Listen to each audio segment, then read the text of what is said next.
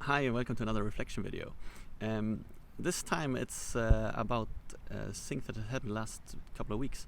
I've actually been at two events. We've had one event last week, and there was another event during the last week as well.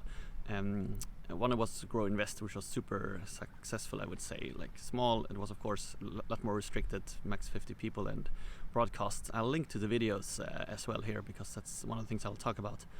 And the other was A Sustainable Tomorrow, which also was really good.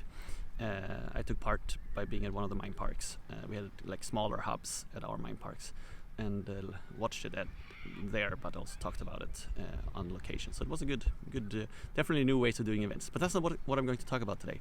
What I want to talk to you about is that green sustainability and green investments.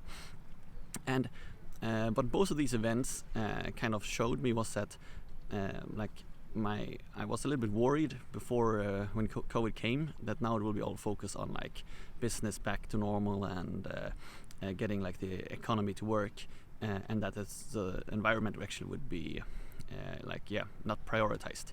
But it seems like it hasn't really stopped it. It has rather amplified it even more. It seems like COVID situation and like in general, like that people and businesses need to rethink what they do and what kind of new businesses that should grow, has just strengthened the case for sustainability. And I really see that there's so much money right now being put into sustainability on all levels, even on the biggest levels, like pensions fund talking more and more about sustainability, the big companies talking more and more about sustainability, and not just talking but also like really doing, like, okay, what can we actually do?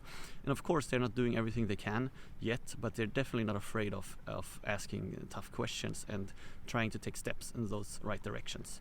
And I think this will have huge effects, because even if big companies and pensions funds can't do the right thing directly because they're too ingrained in their existing structures, one of the easiest things for them to do is to actually put pressure on like their supply chain, or like on companies or so below them, or what you would like to say. And I think that kind of forces other companies to take actions, and so I think we will really see a lot of action happening in the next 5 years.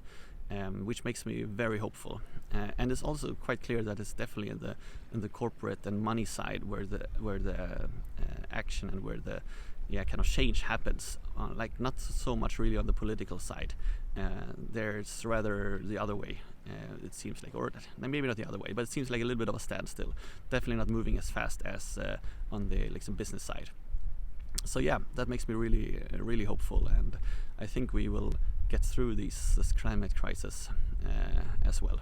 We're definitely not through it yet. We're only just at the very beginning, but all this money being put into rethinking business models and new ideas, new technologies, there will be an explosion. It was kind of clear when we had the panel on Grow Invest, and I really recommend watching that panel.